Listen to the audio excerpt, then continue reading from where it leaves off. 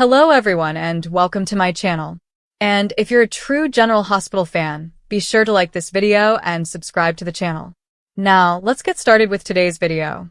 According to the latest General Hospital, GH, spoilers for Monday, July 27th, Drew Cameron Matheson, will receive a heroic rescue when he needs it the most.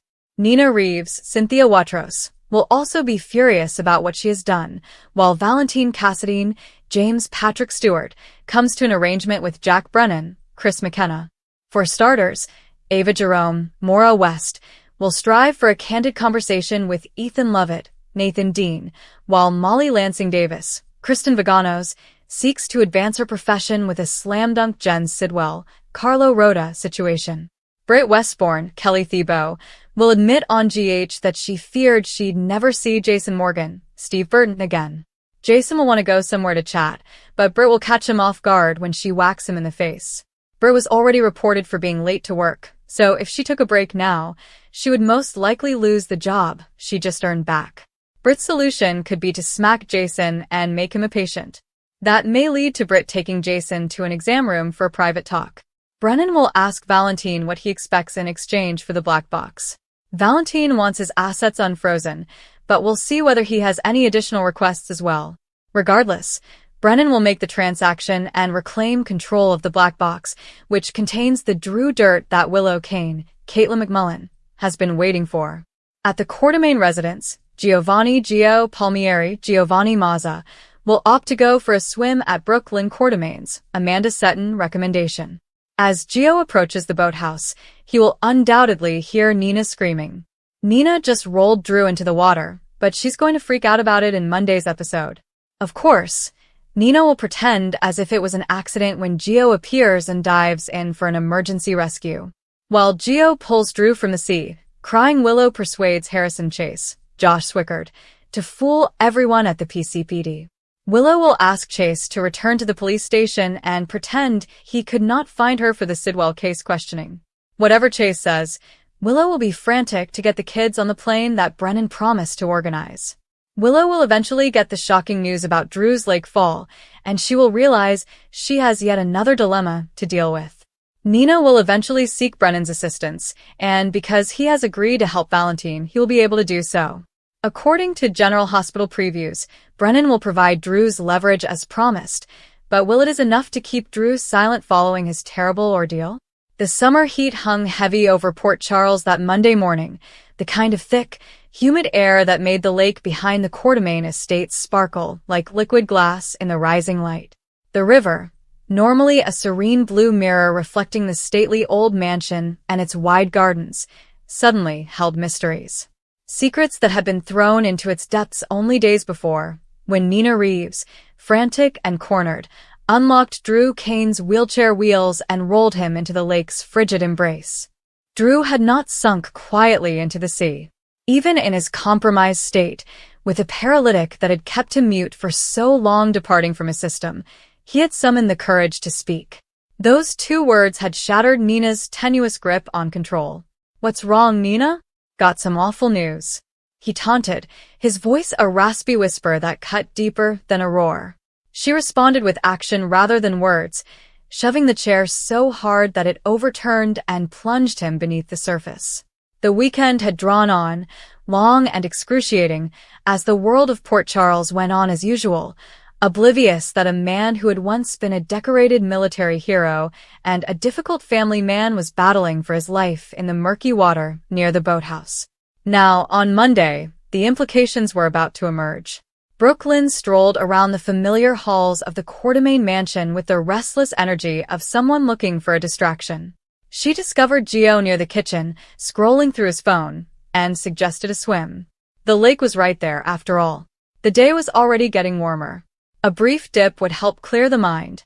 Gio, always eager to please the woman who had become such an unexpected anchor in his life, consented. He changed into trunks, grabbed a towel, and walked down the road that led to the water's edge and the ancient boathouse, which had seen more drama over the years than most people could remember. As he got closer, the tranquil morning shattered. A woman's loud and terrified voice rose from the dock, repeating a single name over and over. "Drew, Drew." The screams echoed across the lake, raw with dread that seemed nearly genuine. Joe's pace accelerated. He reached the final bend and spotted Nina standing at the edge of the dock, staring down into the water as if the lake itself could respond.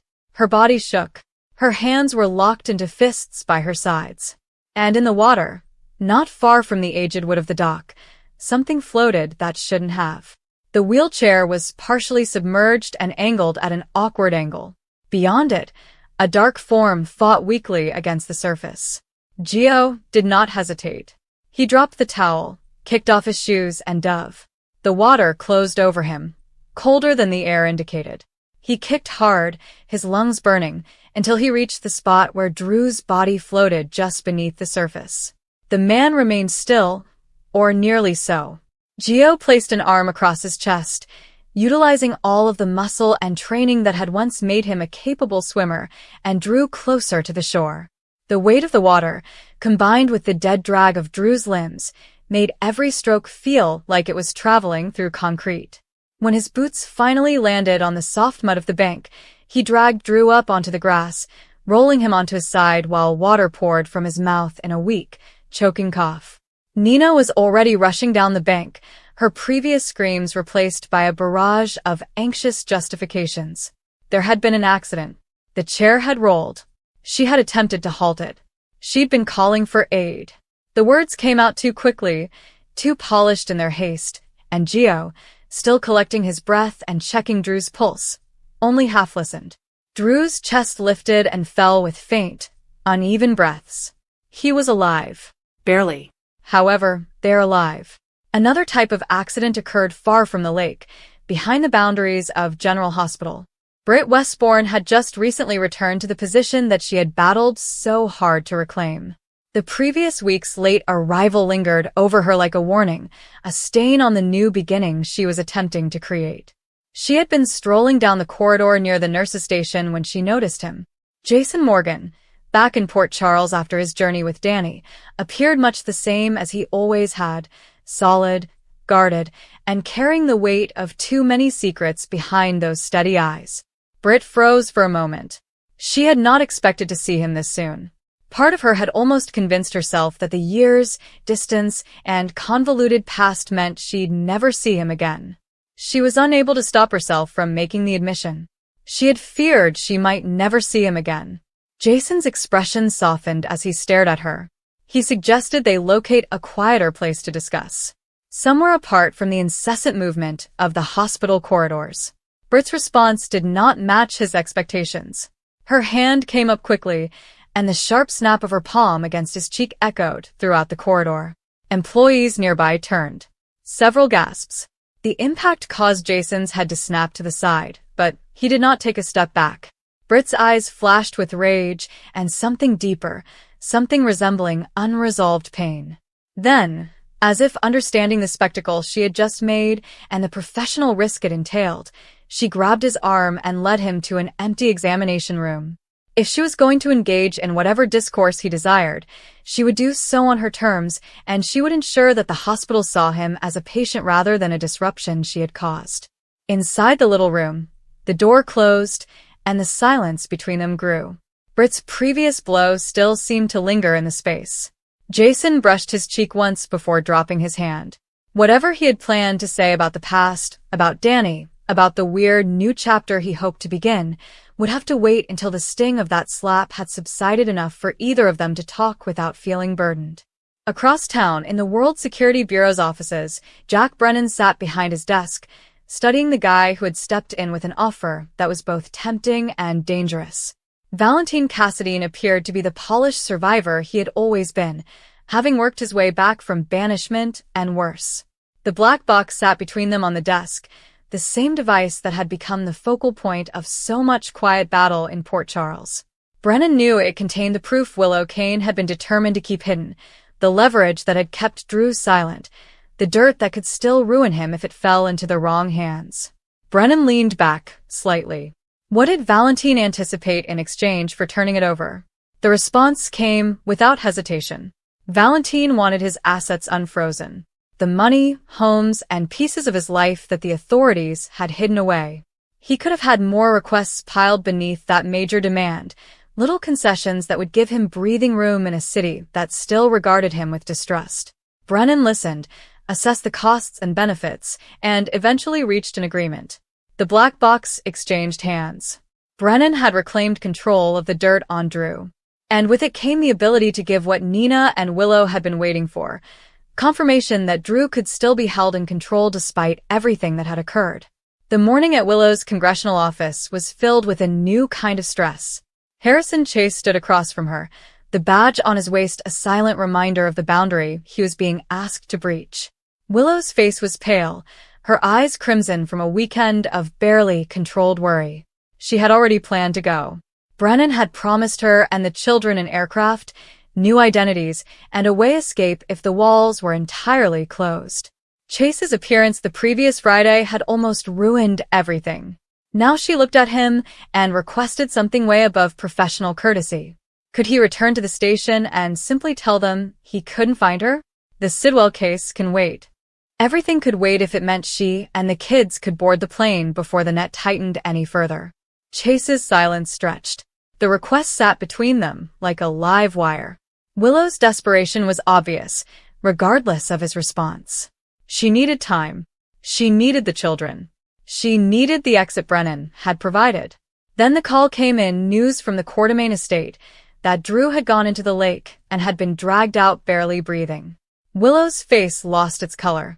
Another issue piled on top of the ones she previously faced.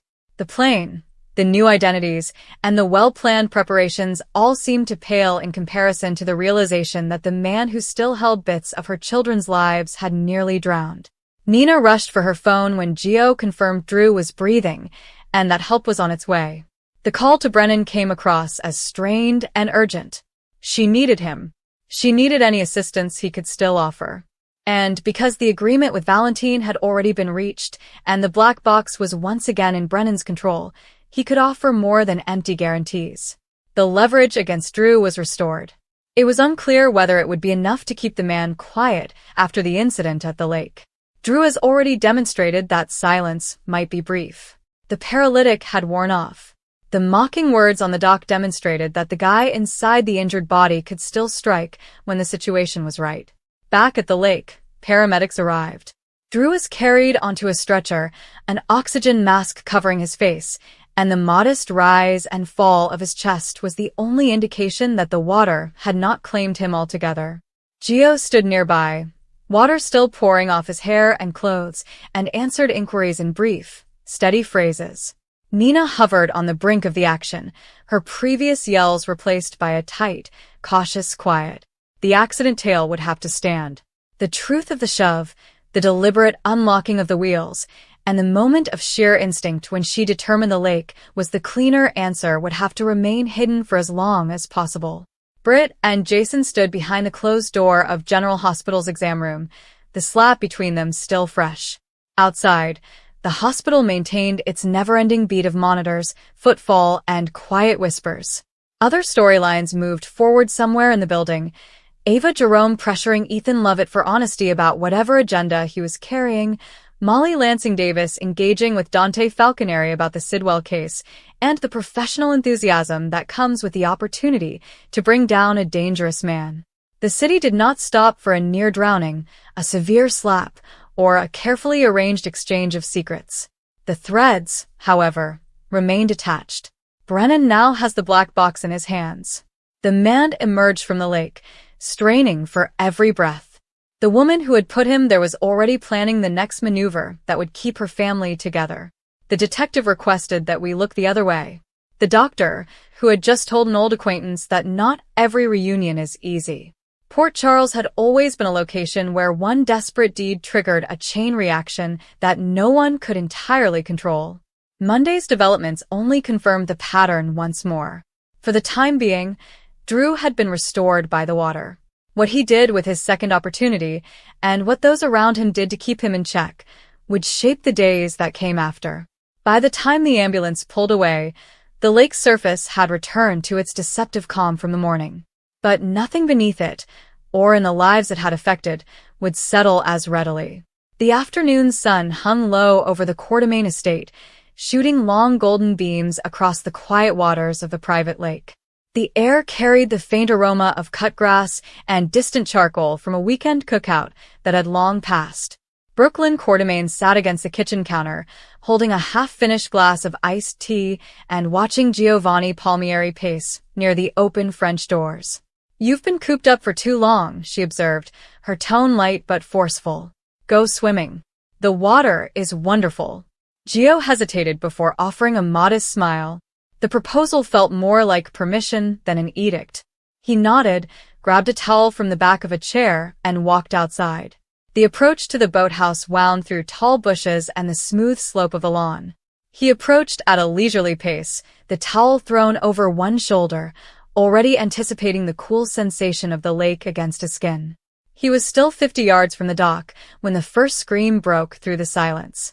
Nina Reeves' voice cracked on a single name. "Drew." Gio broke into a run.